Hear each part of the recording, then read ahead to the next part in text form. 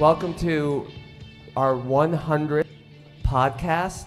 And as you think about the growth of Western New York's entrepreneurial ecosystem, everything that we're up to, it's only been a few years that we've been at this. Nate's only been with us for a couple of years himself. And to celebrate and to have tonight our 100th podcast, let's give it up for Mr. Nate Benson, the voice of the startup community. And everybody, thank you for coming out tonight. It's just awesome to have you here. I want to thank Ernst & Young for supporting us as always. So thank you, E&Y, Gene Gramza, Mark Phillips. And no introduction needed for the founders of ACV. When you talk about a group that makes it happen, that hustles, we've got Joe and Dan from ACV. So without any delay, Mr. Nate Benson.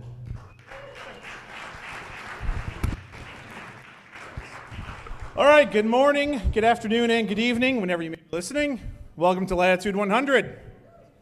Exactly. As Alex mentioned, we couldn't have made this possible without our good friends over at Ernst & Young.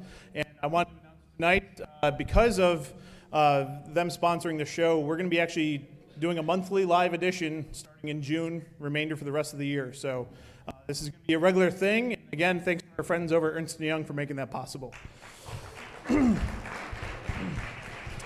All right, giveaway time before we get into the nitty-gritty. Let's start over. I've been into the Flying Bison, sorry. Whose first startup event is this? This is the first time coming to a startup event. Congratulations, t-shirt. Whose first interaction with our podcast? Is this your first podcast? All right, and toss it up. Who's listened to 5 episodes of the podcast? 5. Thank you for listening. All right, I don't know. I only saw like 2 or 3 hands go up for 5. You see where I'm going with this. Who's listened to 15 episodes? All right, guys. Your homework this week. No. All right, more t-shirts later. But before we waste more time, this is going to be annoying, this wireless mic that I just picked up.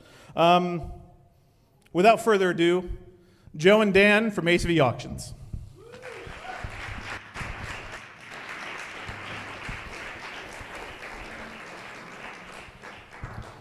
Gentlemen, how are you tonight?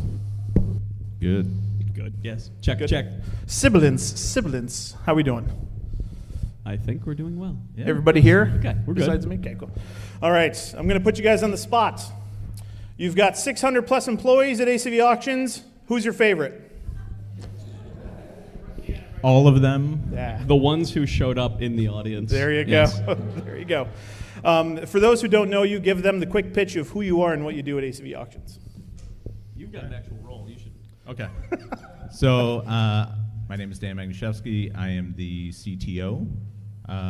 Really, what I do day to day is helping organize every technology aspect of the company, whether it's tools for our internal processes, our internal teams, or if it's our product, or if it's even kind of future product, future development, data science, things like that, all kind of fall under my purview.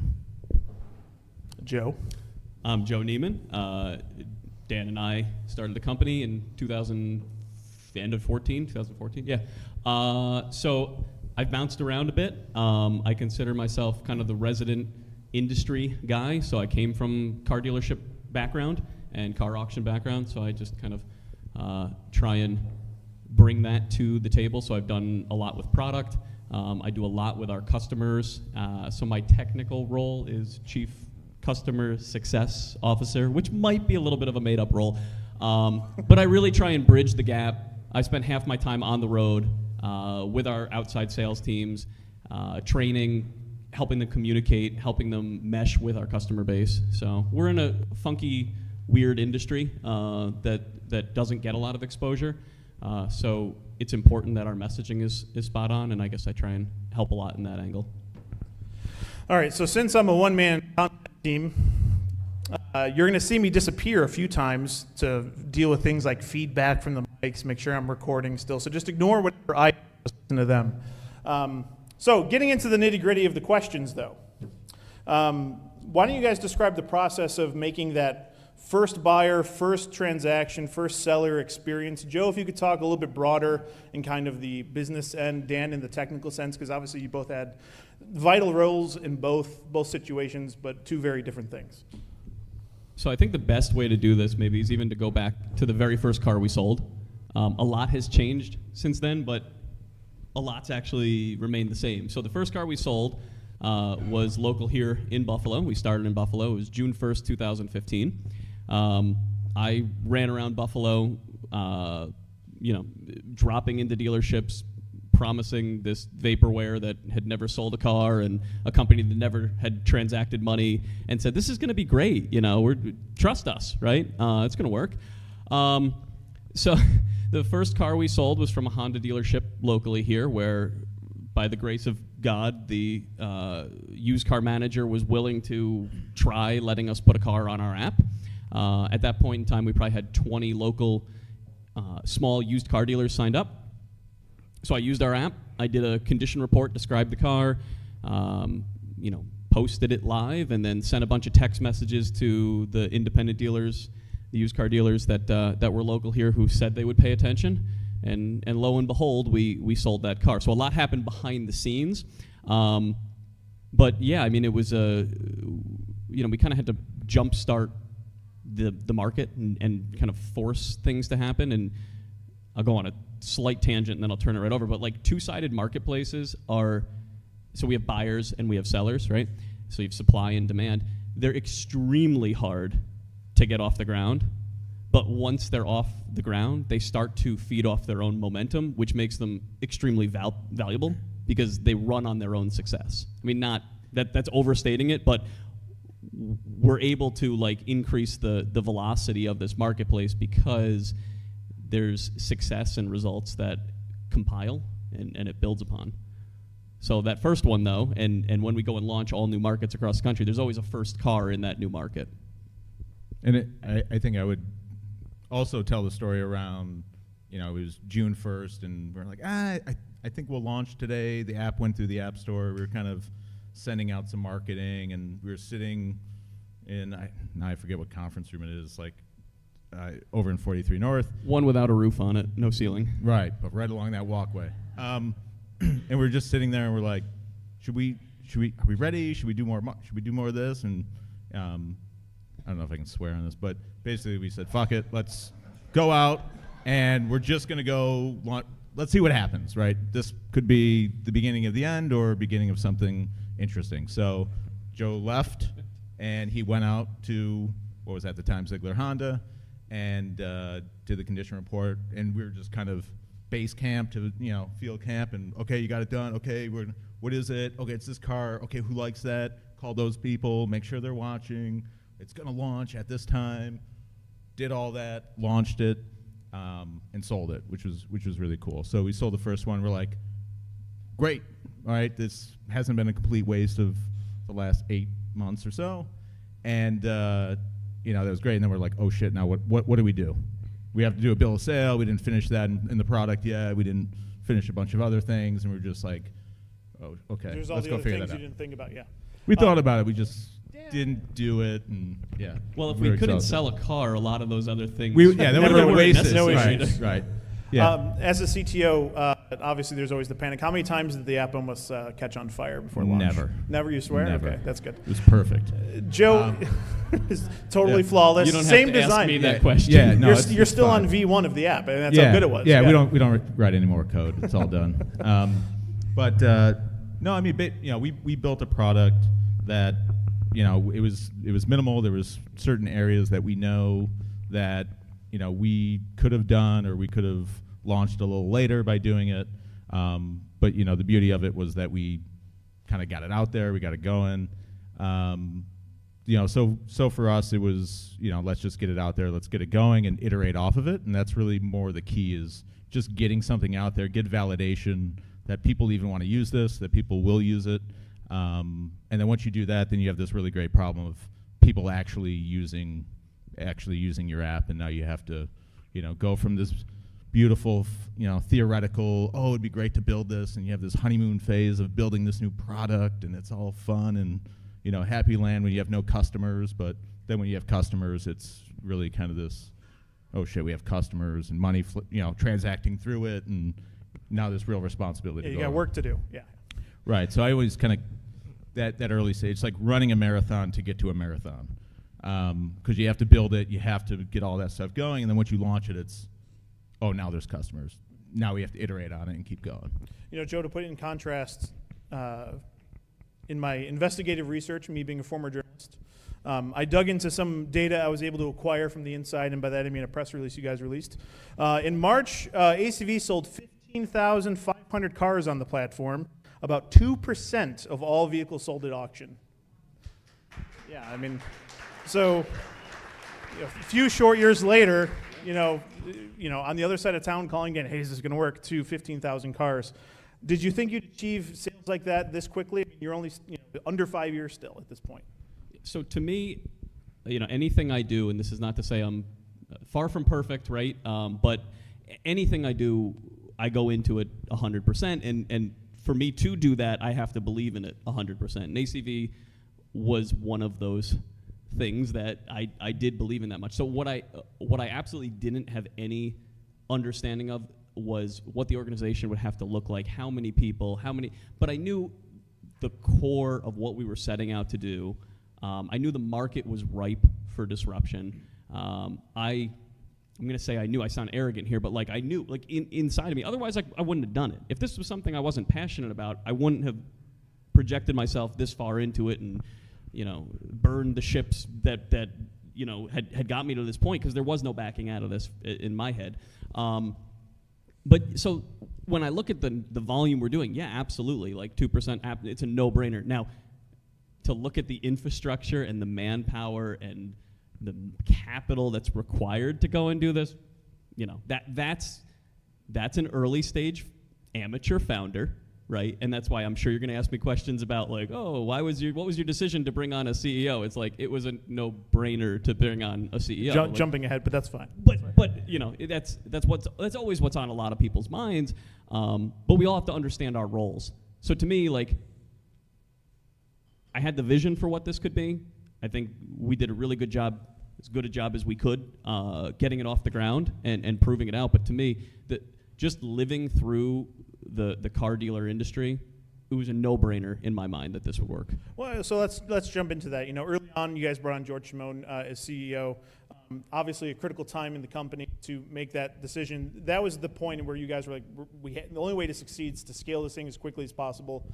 I'm not the guy to do it. How did you come to that realization? Because if you look at kind of the startup culture, it's always the founders with the biggest egos. You've got to have a bit of an ego in the startup world, but founders are always so much associated with their companies. And yeah, here you are turning over the keys, say you do this because that's what you're good at. Yes. Look, I mean, we all need to be respectful of the skills that we bring to the table. I have zero experience scaling a company beyond, a dozen or 20 people. That's just been my life experience. So it would actually be rather reckless for me to think that, especially on such a big opportunity. I knew how big an opportunity that this could be. I don't need it for my ego to go and say I did it all myself. That makes no sense, and it's also impossible. And you see that is the crux of why a lot of companies fail. I'm a huge believer that you need to surround yourself with the best people, and that's how collectively we're going to build a great company and a great culture. And any time that a company relies on one person, it's a massive liability. People die, people do stupid things. People get portrayed in the media certain ways that aren't even truthful, and then you have to try and backpedal. That stuff can sink a company. So to me, putting all that on one person's background or one person's shoulder, it literally doesn't make sense. And you look at the size, again, you look at the size of the opportunity. Our competitors have 25,000 employees. So for us to have 700 right now, it's tiny. But yeah, I mean, bringing George on, raising capital is an art in and of itself. I had very little experience with it. You know, just dealing with venture capitalists, understanding how to build business plans for massively, rapidly scalable companies.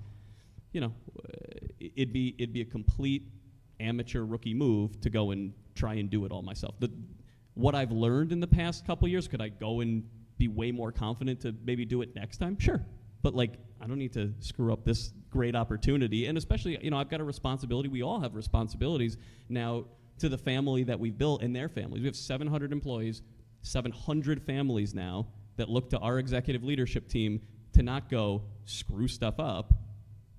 I don't want all that on my George can have that. Hard sure, pass. Hard pass. Yeah. Yeah, I think the CEO is kind of this, from the outside, a very sexy role. It's the role like everyone wants, but the reality is it's the worst job.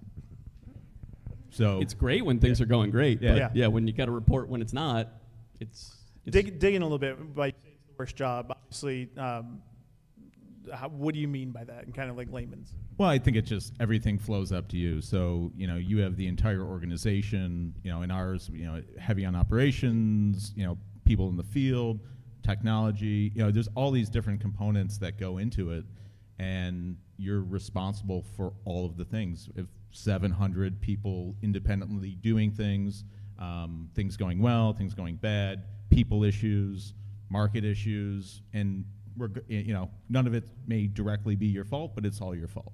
And now you have a board you have to answer to, and so there's a lot of things that go into it, and a lot of responsibility, and a lot of just, you know, things that aren't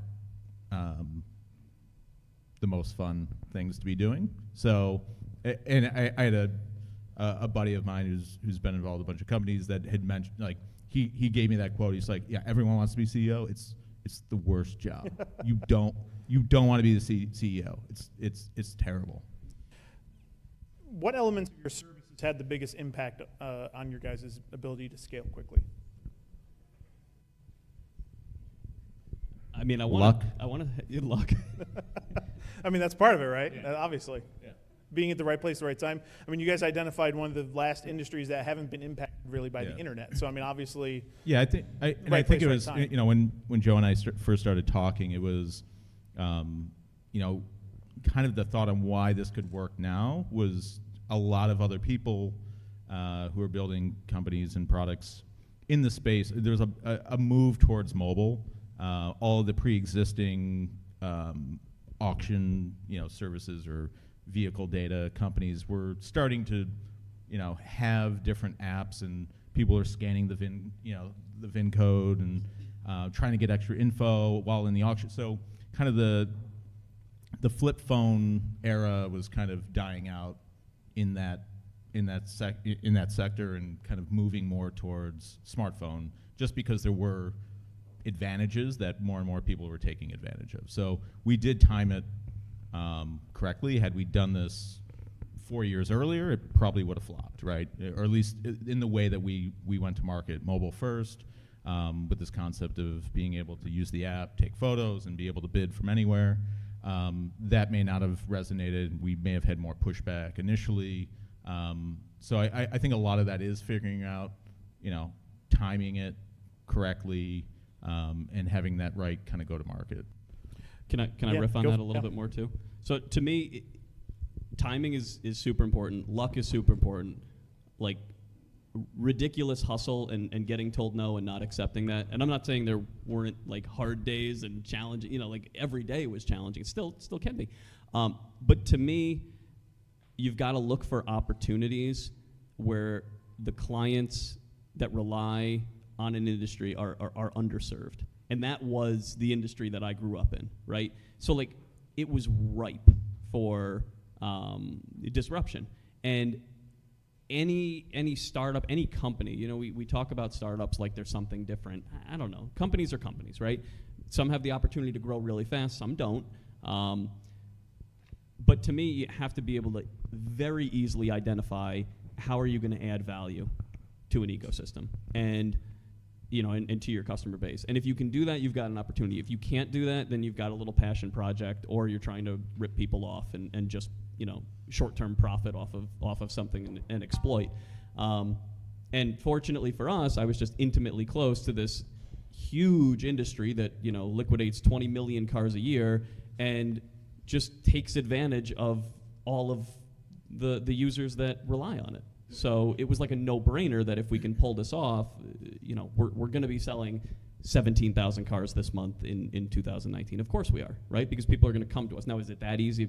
Absolutely not. But the opportunity was there. And continuing the riff. All the riffing. Right. Bass solo.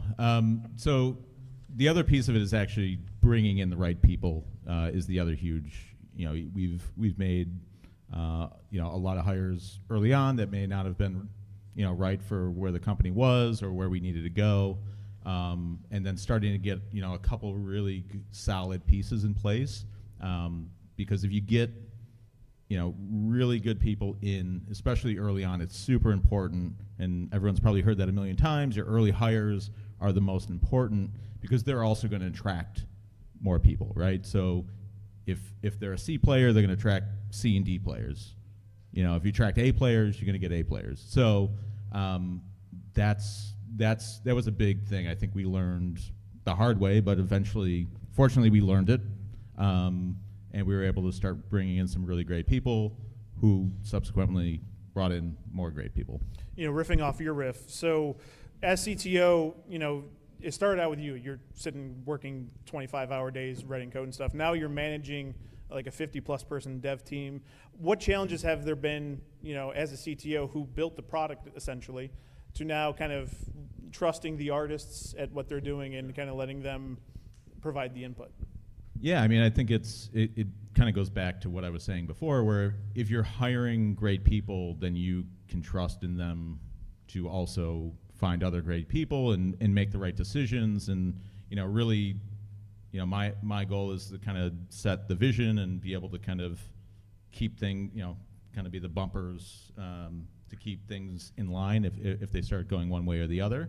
But, you know, it's kind of a, you know, and I'm not a micromanager, and I'm fine, like, you know, we have to get things done. It doesn't have to be all me. I don't need to be the hero. I should be the dumbest person in the room. And if I do that, then I'm doing my job. So for me, that's really my goal. And, you know, yeah, so I mean, it is definitely a change going from, you know, coding, you know, day in and day out. But, you know, at some point, if you want to grow, I mean, you can make a decision to either bring someone to help hire and lead the team and manage the team and kind of deal with that side of it and focus more on the tech.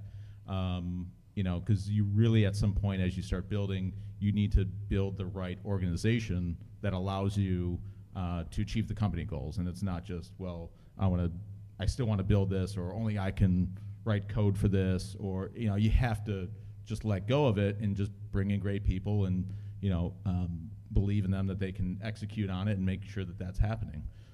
If you try to hold on to it, you're just going to suffocate it. So, you know, for me, I have more than enough things to do. I don't need to do everything and be the hero of every situation.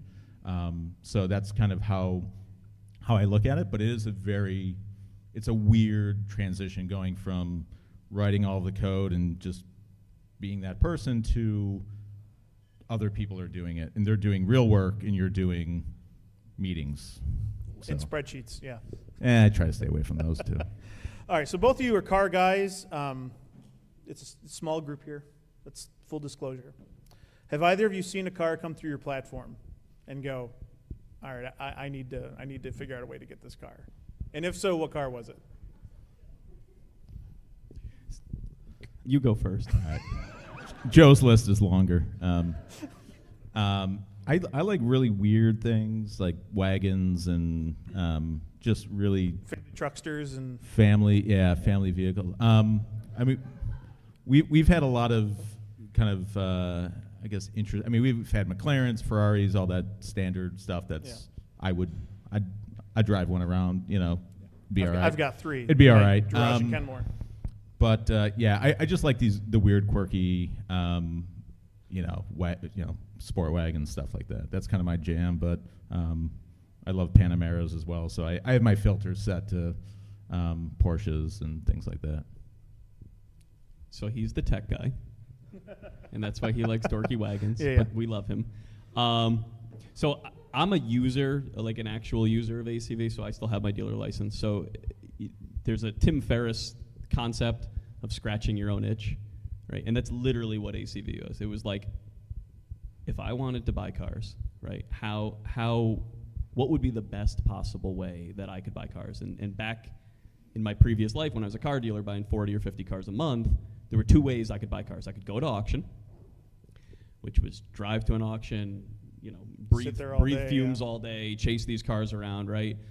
Kind of a very chaotic experience, which I liked. It's kind of like going to a casino. It's smoky, it's loud, there's noises and a lot of commotion and a ton of risk and, hopefully some potential reward. So that's the way I had to source the majority of my cars. The other way I could buy cars was people would call me. Other dealers would call me and say, hey, Joe, I know you buy these. I've got one that just came in on trade.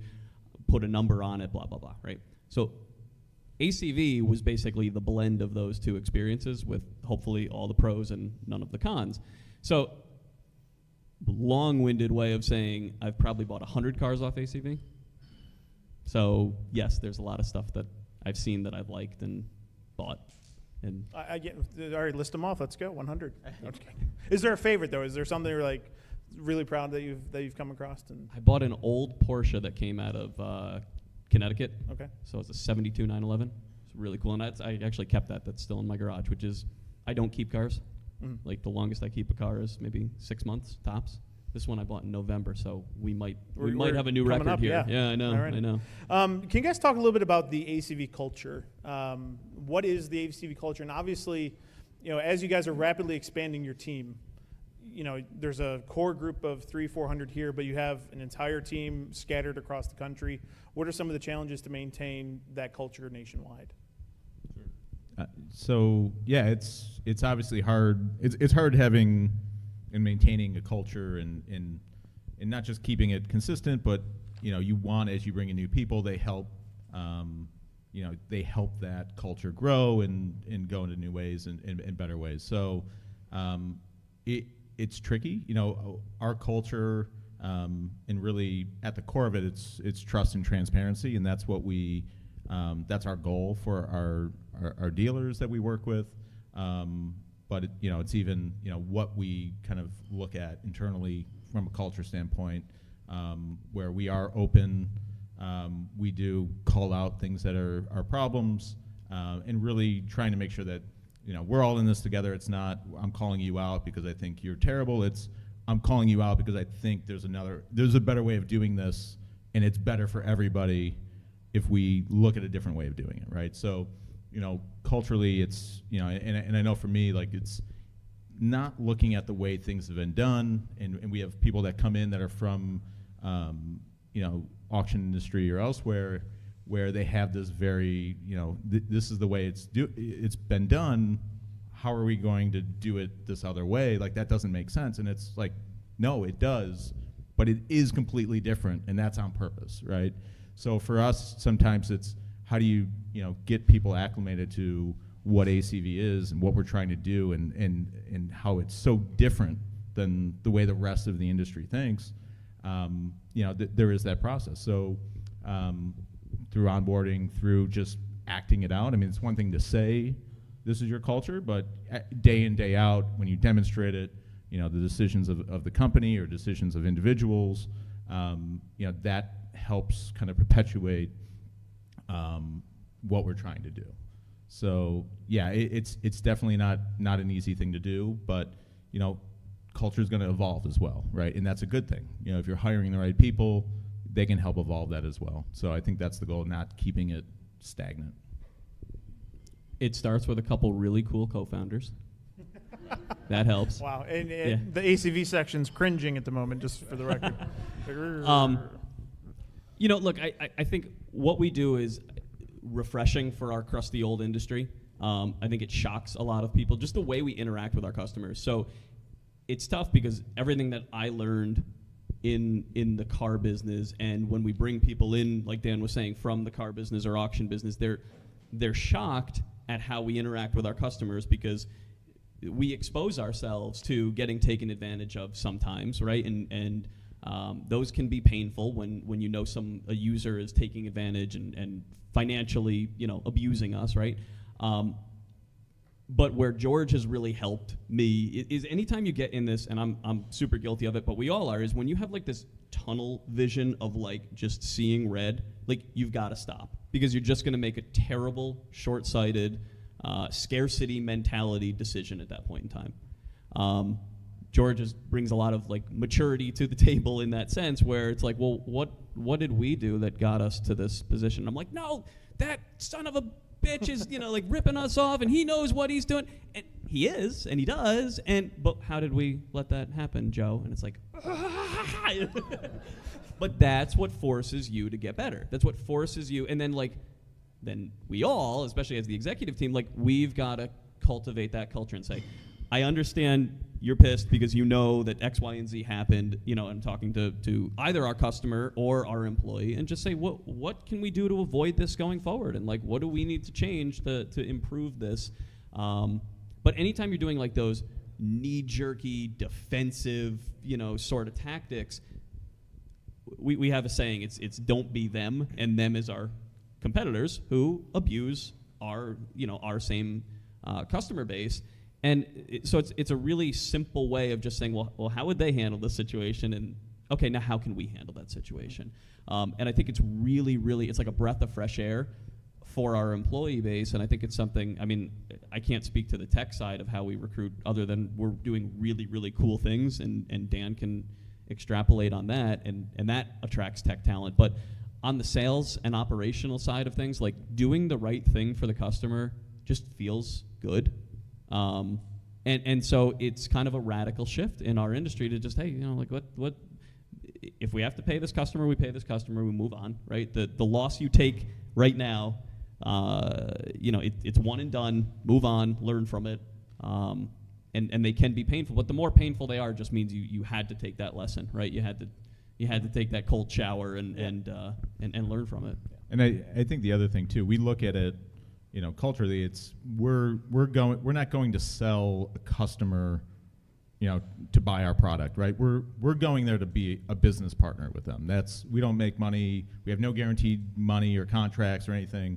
We make money when we sell cars, and so we go to our customers as though we're a partner, So we're trying to build partnerships. We're not trying to sell, and that's a very different mentality than a very aggressive, go sign them, get the contract, move on to the next one. We'll see you in 2 years. Go to the next one.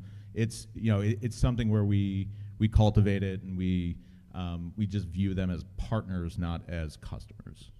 When you talk about kind of a crusty old industry, when you guys came on, I'm sure there was the detractors going, no, it's always going to be this style. All your competitors are now trying to do what you're doing, right? Yeah.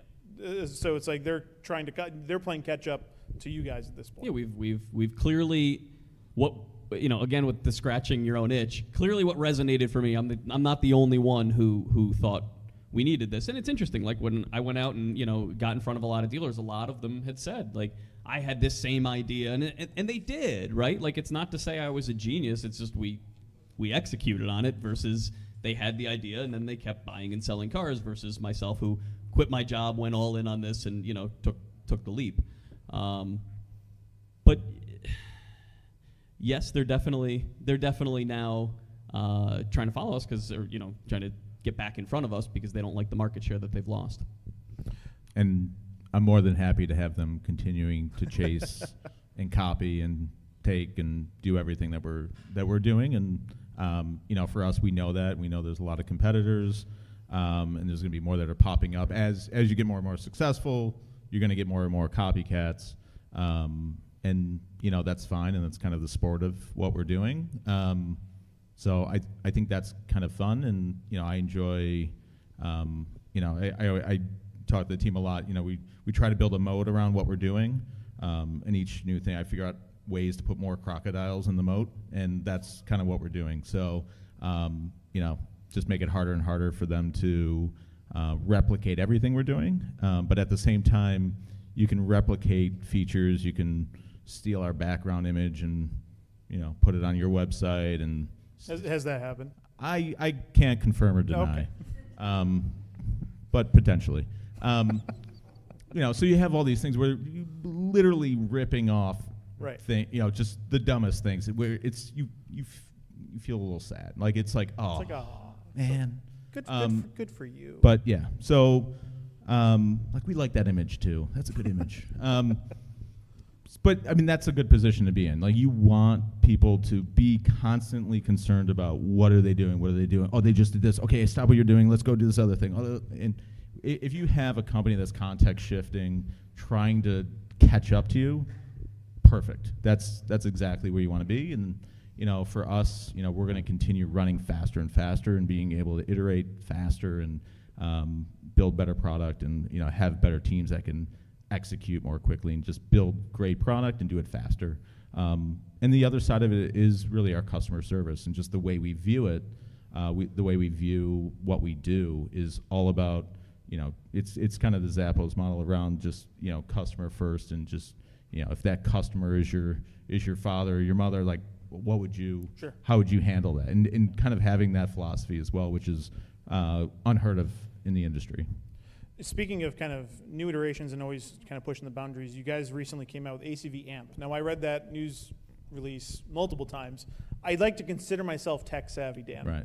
I have no freaking idea what you're trying to do with this. So walk me through ACV AMP real quick. It's magic, right? Okay, Yeah, there it is, folks. They've invented magic. No, so I mean, part of what I was talking about, trying to, crocodiles in the moat. We're trying to, really spread that gap between us and our competitors. And so, we look at what are the things that aren't a background image that you can just steal and, or a sound on your app that they copy and paste in. It's really around how can we, build next generation technology, things that aren't trivial to copy, things that are very hard to do, things that may not be possible. So for us, it's really just making it harder for our competitors, but at the end of the day, it's delivering a much better experience for our users. So, for us, trust and transparency is that's the whole game, right? Everything we do flows up to trust and transparency. So, what are the different ways that we can help, bolster that and improve that is our core? And for that, and for those of you who don't know, AMP is, we built some hardware that can kind of withstand the elements and do audio recordings of engines and things like that. So we did a bunch of field testing. We have, this is all patented, so we have hardware that's patented. We have software and different processes that we've patented. And there's a lot of interesting things kind of coming down the pike. So with that, it's giving, it's going back to how do we give the users a better experience buying and more transparency around what they're buying, more than if they were standing next to that vehicle, right? In a physical auction setting, it's really hard. Cars are going down in 30 to 60 seconds. You have, and try not to get run over. You don't have that ability to really understand what you're buying. And if you're buying something in 20 minutes over the internet, across the country, how do you feel comfortable in that? How do you feel comfortable in, putting in the dollar, spending $200,000 on something, or $100,000 or $2,000, right? How do you do that? And it's, so for us, this is the first step into, really building product that has not existed, and just moving more towards collecting some of the most interesting data that anyone has in the world. And the beauty is, if you look at products, the biggest advantage is your distribution, right? You can build a little product, but if you have no distribution, you can build the best product ever, and no one's going to use it. So we have distribution now, so we can start building these products and have patents around them. So we're the only ones that can do that, and really building out just some of the most interesting data sets with that in mind, so that we can do some really great stuff with it. So AMP is the first step. It gives great visibility to our buyers to be able to hear what that engine sounds like. Is there a tick? Is there an issue with it? And we'll kind of go from there and do more interesting things with it. Microphones are great, by the way. They are fantastic. I think I want one of these for It's like all my meetings. It's like an amp. Yeah. To riff off of Dan, though, Yeah. before I forget my thought here, I want to make one thing really clear. Like, I bought thousands of cars at car auctions. I never bought cars online. And it's not like ACV is the first online way to buy cars wholesale, at car auctions, right? There's online classified sites that our competitors have had for 20 years. There's simulcast, which is like a live streaming view.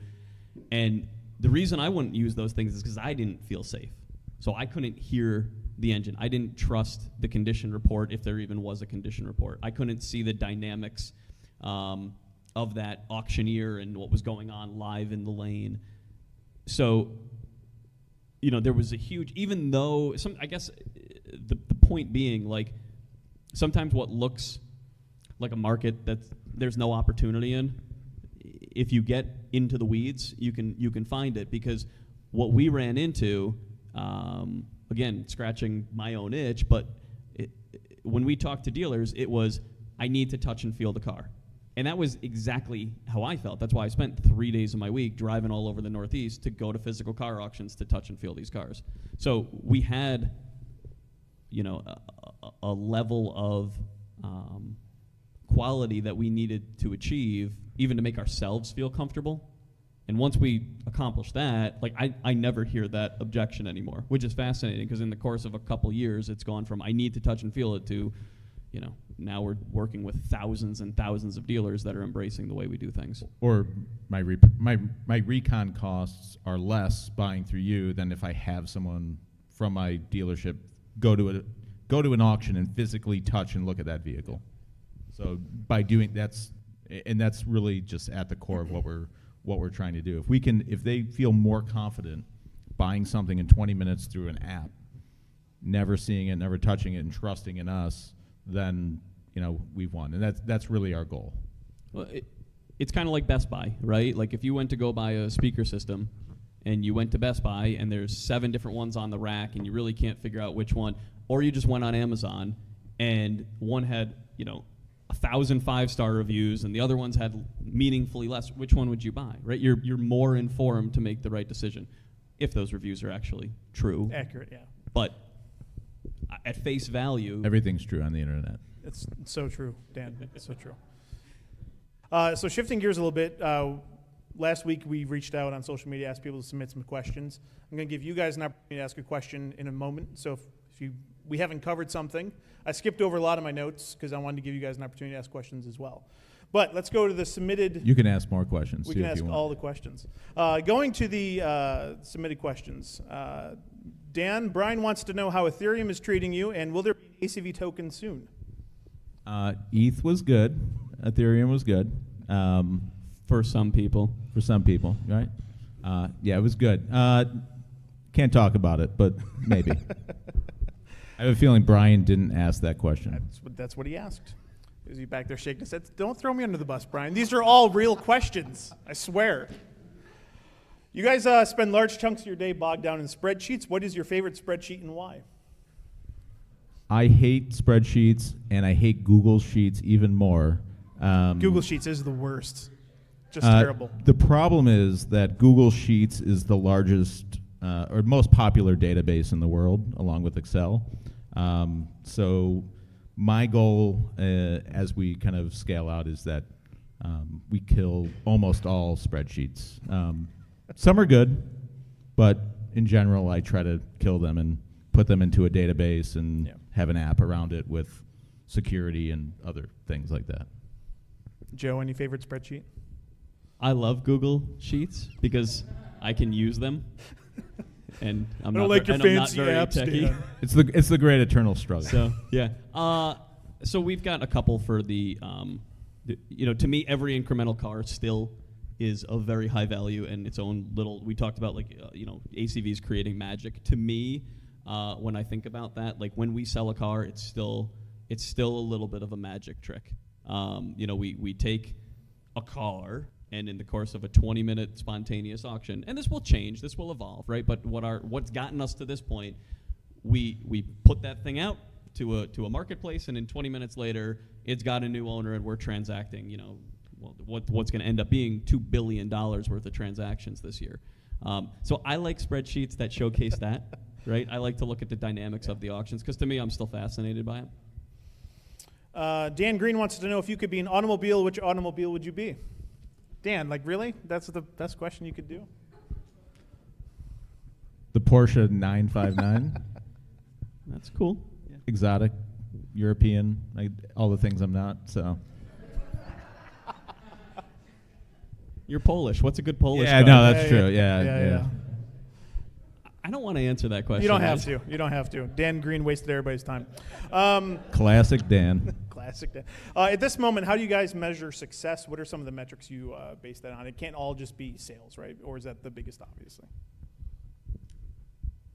I'll run with this. Obviously, sales is important, right? Those are the commitments that we've made to our investors. I look at the retention of our employees. Our churn is extremely low, and there's obviously voluntary churn. People that say, I don't like this company and I want to leave. That's almost non-existent, which is pretty fascinating. And that will change in time, but like that to me says we're doing something right. People like working for us. They believe in the mission. And then also our forced churn is also very low, way below what I would consider industry standard in the automotive world. And that just tells me we've done a good job with hiring, with training. And those are hard things to get right. And those are really hard things. So we're hiring, we've got our whole HR team, 40 people a month. That's a lot of people. So you guys would know way better than me. Do we interview 5 people for every role? Do we interview, I guess how many people do we look at? My point is simply the screening that goes on, just like the funnel that has to be established. ACV's recruiting team is its own business. So that, I don't know, that to me is a huge part of it's key to our success. Yeah, so if we're looking at non-metrics, for me in the technology, it's building a world-class technology company, solving really hard problems and just doing things that have never existed either in the industry or in any industry. So that's kind of our mission. Everything's world-class. That's what we're looking to build. We're not trying to be the best tech company in Buffalo. We're not trying to be the best tech company in the automotive industry. We're trying to be the best technology company in the world, and we're looking at others that are the greatest technology companies in the world and trying to understand what they do, how they do it, and try to achieve that. So I think, as we're working on hard problems, we're solving these. We're getting patents on things. We're releasing new products. The teams are growing. We're building that organization, and we're really there's kind of in the tech, you can measure it, as a certain cadence and velocity that you have in terms of building code and things like that. But there's also a feeling that you get as things are starting to jive and the teams are gelling, and as you're growing this fast, it's sometimes hard to have that. So as you start getting that and getting into that groove, and getting the right people on the bus, it's really a great feeling, and it's not something that you can necessarily measure, but it's things as you're having beers, out on a Friday with the rest of the team. So, okay, who has a question? Oh my God, so many arms went up. There we go. Oh, that's the most uncomfortable chair ever, by the way. Hi, thank you. Hi, congrats on your success, by the way. I am curious, at the beginning of your company, and this is talked about a lot in the startup communities, there's these moments of tipping points. And early on, did you have a tipping point, or like right before you reached that tipping point, did you have a moment of questioning, like, okay, are we on the right track? Is this really what we're supposed to be doing? And how did you address that and keep going? Great question. I think there was a lot of tipping points. I'm listening to a book. I think it's called The Messy Middle, and it kind of talks about once you launch, what exists in this space. And the author, I think it was the founder of Behance, talked about it. And I kind of have the same feeling where it's this blur and you don't really like, oh, what happened? Like, I remember this thing happening. I don't know if it was like 2018 or 2016 or 15. Like, I kind of don't remember. So there are a lot of them. You kind of remember some of these moments, but I think raising our Series A, we had come off of, we raised $1 million locally. We won 43 North, and then it was really like, all right, we got to start growing it. We're going to grow the company faster, and we need to raise money, and that took a little longer. And we were kind of going through that, growth, certain growth pain. As you hit different stages, you start hitting these different growth as you start scaling, and I think we were at one of those points. And I think in the end, and that was around the time we brought in George, and we went and closed the round, and really started focusing on, okay, here's the next phase of ACV. But I think we've had a bunch of them along the way. We could probably talk for hours around it, but I think that was kind of the initial one that was, okay, let's get past this. Okay, and then we raised $5 million, and it was like, oh, this is a lot of money, and then we're like, oh shit, this isn't a lot of money. Okay, great. Goes quickly. It does, yeah. It's never, whatever amount you raise goes quickly and is not a lot of money. Whatever it is, just not. So 93 million was. That was good. That was really good. Yeah. It's still not it's a lot burning through it. Yeah, I'll give you my take on it. This is not a sprint. This is not a marathon. This is a sprintathon, is what I would call it. And it's a sprintathon on. I think about like Super Mario Brothers, where you jump from like one. Maybe I never played video games, but basically like when you land on it, like that thing sinks down, then you got to jump to the next, and then that thing sinks. It's like. Now I would say our company, and I mean like now, 5 years into this, starting to like stabilize. It feels like, we've got some solid ground underneath us. But there were definitely a couple tipping points. I mean, that first car we sold was a tipping point. Winning 43 North, timing is a huge component to this. And just getting, unfortunately, very lucky in a lot of ways. But the nice, cute hockey stick curve that we had at the time that we won 43 North was rather serendipitous, quite honestly, because we just as far as being a new company with no track record, we kind of shot out of the cannon here locally in Buffalo. I'm not from Buffalo, so the concept of, we had some unfair advantage here and I knew all the car dealers is not true. I moved to Buffalo in 2014. We started the company in the back half of 2014. But we had... I guess so much of what I've learned is like when you go to raise capital is really up, like it really matters. That what you can show investors really matters. And 43 North was kind of the first iteration of learning that, because we had this nice growth to where we had like 650 cars sold 4 months into ACV existence. And it just looked like, man, this thing's just a rocket ship ready to go, which... Doubling every month, yeah, it was great. Right. Until it didn't. Right, but we already won 43 North by right. then. Yeah, They don't know about that. Yeah. Who else has a question? I'll do the Bill Donahue thing. Most of you people don't get that reference. Hey guys. Hi, what's your name? Hi, I'm Paige. I work at ACV Auctions. Oh, nice to meet you. Kidding. I don't know how you guys met and how you brought your ideas together. Oh, this is another long story. Have you ever heard of eHarmony? There wasn't Tinder back then. Oh, maybe there was. I don't know. So it was 2014. I was running Z80 Labs, and I had Joe had submitted. I had some random guy that submitted a thing on car auctions, and then unlike most people, he like called in, left a message. Some guy called. He put an application in. Wants to talk. I'm like, oh, man, I hate talking on the phone. All right, great. I'll call him up. I hate dealing with people. Yeah. It's the worst.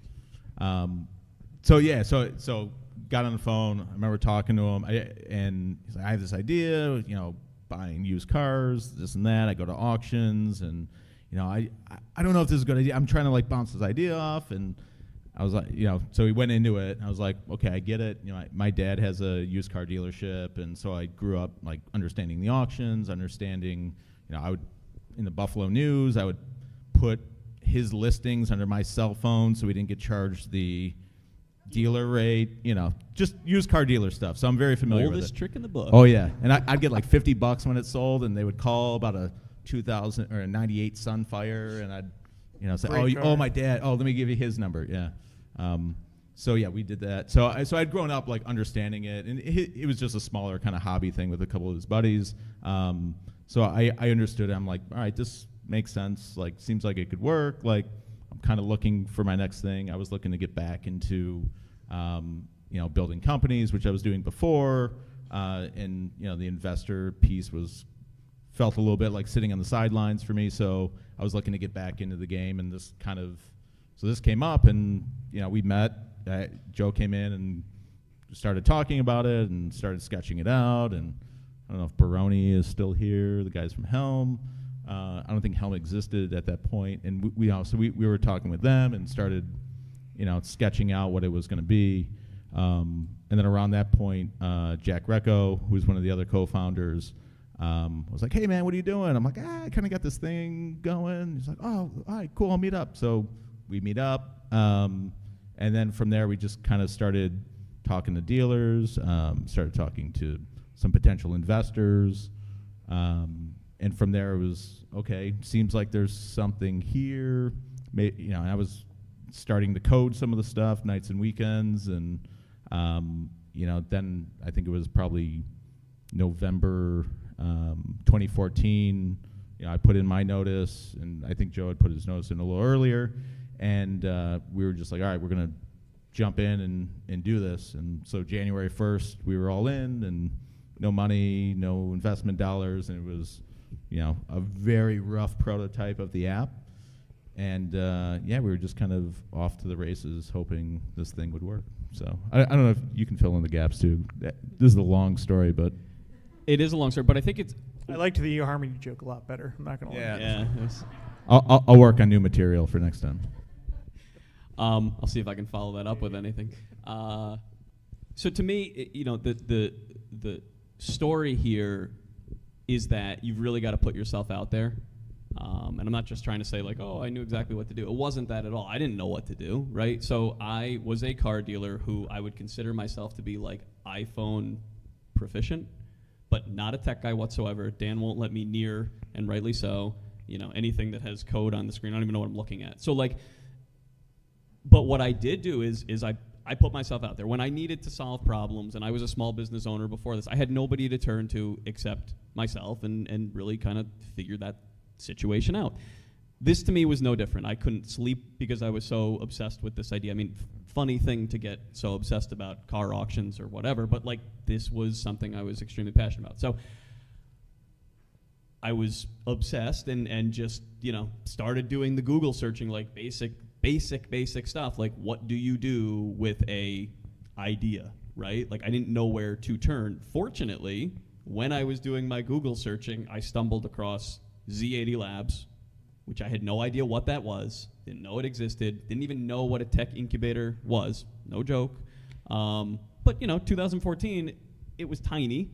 It was barely, no offense, but like it wasn't a big tech incubator, right? I don't think so. I don't It's think all so a blur either. too. Yeah. Okay. So anyways, but like Dan said, I just picked up the phone and called, and apparently that was a little unusual, right? But like, yeah, I'm gonna pick up the phone and call, and if I get told I'm an idiot and it's a bad idea, then whatever, maybe that's the end of it. Maybe I try a different angle. But I mean, I remember our first conversation. I figured you were like 45 years old. 'Cause you got that deep gravelly voice there. But Yep. And he's like, I mean, sure, if you want to come down and like we can talk about it. So I was like, all right, I guess I'm going downtown and I'm gonna go talk about it. I don't know. Like, and the whole thing, we made it happen. And that's what everybody who wants to do a startup needs to do, because you literally just step off the cliff and you jump and you've got to figure it out from there. So that was my commitment. I was like ready to quit my job. I hated my job that I had just started, and it wasn't a good fit for me. And I was like, well, this seems like a huge opportunity, and hell or high water, I'm going to find a way to do it. And I remember Dan and I, we had like a series of conversations, and then, we got to a kind of inflection point where it's like, so now what? And I remember we were sitting at Pearl Street having lunch, and, it's just, he basically said to me, You proposed to me. And he said, you know, 2 jokes. Look at that. Yeah, I know. Well, future new host here, jeez. You know, this is cool, basically, in kind of typical Dan way. And he's like, you're going to need somebody to build this. And I'm like, yeah, I'm sure you're right. He's like, well, I'd be interested in doing that. I'm like, okay. I mean, that was it. Like, we had probably 5 or 8 meetings under our belt. He seemed like a cool guy. Obviously, I seemed like a... Obviously. You know, goes without saying. And we were off to the races. I mean, because you got to trust people. And we trusted a lot of the wrong people, too, you know? Like, I mean, I distinctly remember paying a developer who was kind of around the scene and then just so happened to disappear from the scene, like $8,000, because I put my money in for as long as I could justify doing it and, you know, not having my wife too pissed at me. And I mean, we got nothing for it, right? But I mean, I didn't even know what to ask in return. Like, he was like, oh, I could build the app in a couple of weeks. I'm like, great, because I literally had no idea. So you learn those lessons, you know, and you gotta focus on the good stuff and and move beyond the mistakes as quickly as possible. Oh, Okay. oh yeah. I was going to go into the part 2 where we both sold our houses, and I had a 10-month-old at the time, and we both sold it. We're like, honey, I think we should sell this house because I don't think I'm going to have any money coming up. Yeah, I did. Yeah, Yeah. I did the same. Yeah. My father, I sold. We both had real nice Yeah. houses. Your house was beautiful. Yeah, it was. Yeah. Yeah. Have you found a new home? Are you good? I found a new love. Yeah. Okay. Good. But yeah, I sold my house. I bought a house with an in-law apartment, moved my father in, which was crazy. You charge him rent. I mean, there you go. I did. I know. I literally did. Right. I needed to minimize Yeah. my burn, because Dan and I were both working with no salary and no guarantee of any future salary. And my daughter was born 5 days before we won 43 North. Oh, so not a stressful week at all. No. It's been a stressful everything.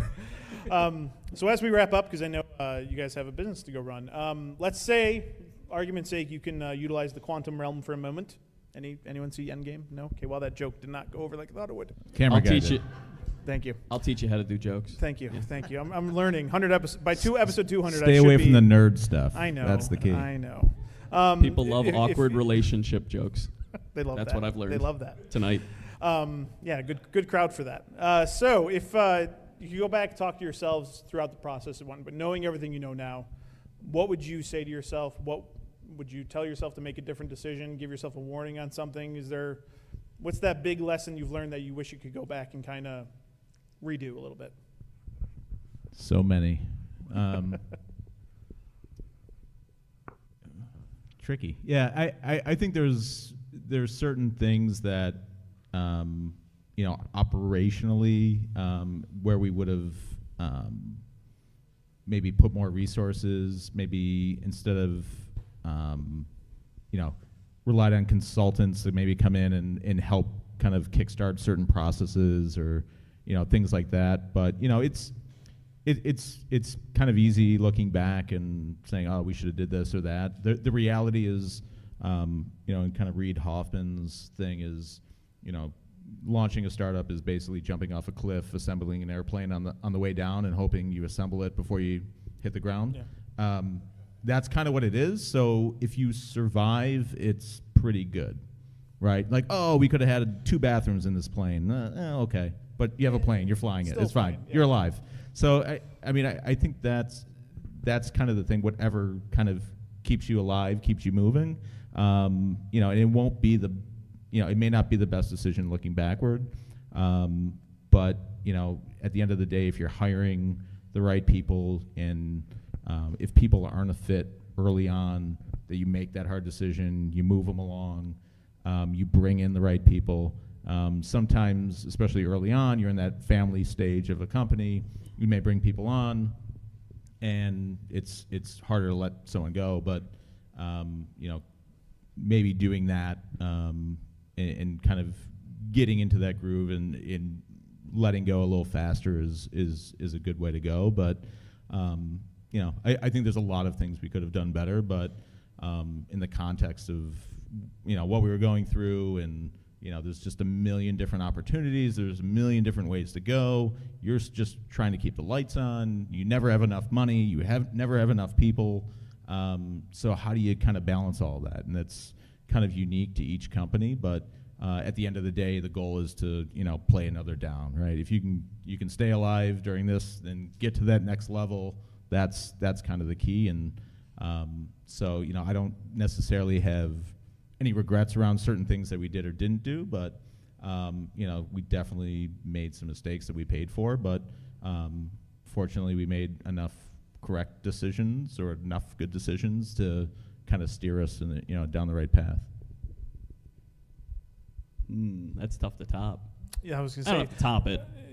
I see But Kelsey you know Hanks what I mean. here. That was probably the most PR answer I've ever heard in my life, don't you think, Kelsey? Is that good? Well done, Can Dan. I Yeah? give it? Can I? You not only did not answer my question, you gave this long diatribe about how. And I'm also running for president Exactly. this year. Yeah, exactly. That was fantastic. That was a great lesson in PR for all you startup founders. Well done, Dan. So I will give the Yeah, just lay into it. non-PC. Yeah. I think you got to think way bigger. I'm going to start real clean here, okay? But you got to think way bigger about if you want to do a high growth, because a startup could be a bakery, right? For all intents and purposes, I don't care. But if you want to do a high growth company, you have to force your brain to think differently. These are unconventional companies. We're growing at 300% year over year. Most companies would be thrilled, and rightly so, to grow at 20%. So this is just radically different. It's radically uncomfortable all the time.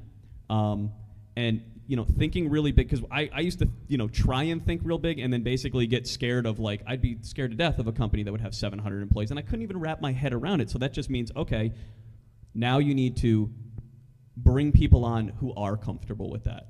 And attracting that talent is hard because you got to be super confident in yourself and how you present to go and bring those people around the table. So,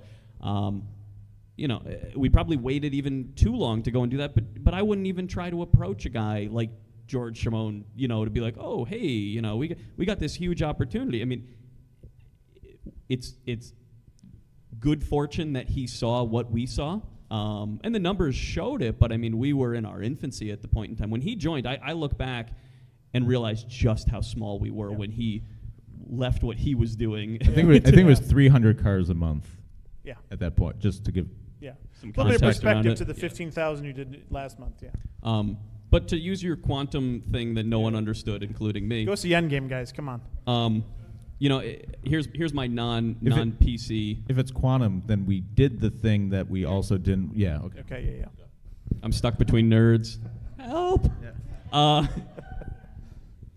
For me, honestly, it would be lighten the fuck up. Meaning that, I stressed out so hard. I probably might have taken 10 years off my life. But you look great. It's getting a little gray in here and then really thin up here. But and I'm probably better now, but I had full-blown panic attacks on kind of the regular, right? And that's just not healthy. And the problem is you don't make. Stop laughing at me, Paige. Come on. Jeez. I'm getting real here and you're Giving him a panic attack. I'm stressing out, now man. nothing scares me. But you feel like you've got the weight of the world on your shoulders, and it only gets worse the more capital you bring on. Just to be really, really clear, and more people, and like I said, more families dependent on us making the right decisions. I feel extremely confident now that I'm surrounded by exceptionally smart people that are helping us make the right decisions, and it's all wonderful now. And we still got a long way to go. But that to me, investing in yourself to find ways to manage your stress, you implode when you're operating from that stressed out, scarcity, scared, panicked mentality. You will not make a good decision. A little bit of stress, yeah, it's kind of constructive, makes you feel the pressure to get up and go get stuff done. But yeah, that looking back, that's one thing. And it's not like I didn't have people telling me. It's just Yeah, and I think making sure you're working, you're exercising, meditation is actually really great. That's another tool that you can use. And I started like listening to books on stoicism. Alcohol is great at the end of the week. Thank you, Flying Bison. Vitamin A, yeah, it's great. Highly recommend it. But there are things that you can do because you do have these stressors, and I think George even mentioned, because I ended up in the ER. I thought I was having a heart attack. It wasn't. Not you. Me. You did? Oh yeah. Fun fact. You don't tell me anything Fun anymore. fact. Yeah. No, this was years ago, but yeah.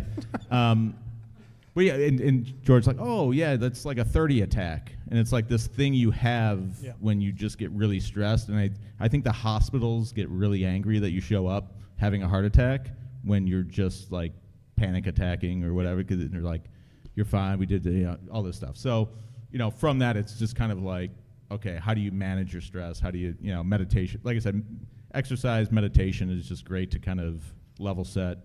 Listening to books on stoicism is also great because kind of teaches you, like, you think things are bad now, it could get much worse. So enjoy your good time of having a bad time. So I'll throw this out there too, building upon this, but having some pause and like just opportunity to think in your life. The best decisions I've ever made have come out of those, and they haven't been intentional. But when we started, when I came up with the idea for ACV, I was working at a car dealership. I got really sick, and I ended up having to take it's probably 6 weeks off. It was in that time that I filled yellow pads full of just like what ACV can be, should be, could be, whatever. Like that's, if I just kept working every day and never gave myself that opportunity, it wasn't an intentional opportunity, but it was an opportunity nonetheless to, get out of the daily grind and think clearly, this probably wouldn't be in existence at all. So, giving yourself that planned time to not necessarily have to do anything. Like, I'm terrible at that. I really kind of go bell to bell, and that's my comfort zone. But I'm also aware enough, too, that if I don't occasionally give myself a break, like, you won't have those profound moments of clarity. I think it's a great place to end it. Joe and Dan, you guys came on the show early when we started this out. I thank you so much for doing that and joining us tonight. Ladies and gentlemen, Joe and Dan, thank you so much. Thank you. Now, everybody, you guys are free. Thank you. I know you guys have more meetings tonight, so have fun with that. So a few things to wrap up before we all disperse here. Thank you all for listening to the podcast. Thank you all for coming out tonight. This has been a great kind of community effort. My ask for you now is to share this podcast, share the stories that are happening not only with the auctions, other launch new companies, but just the startup ecosystem in general. Share what's happening because it's good things. Good news is happening. And, like I say at the end of every podcast, don't forget to leave a 5-star review on iTunes. It helps our algorithms. And I like cheating the system. I'm not going to lie. Thank you so much for 43 North. I'm Nate Benson, and we'll see you at the next one.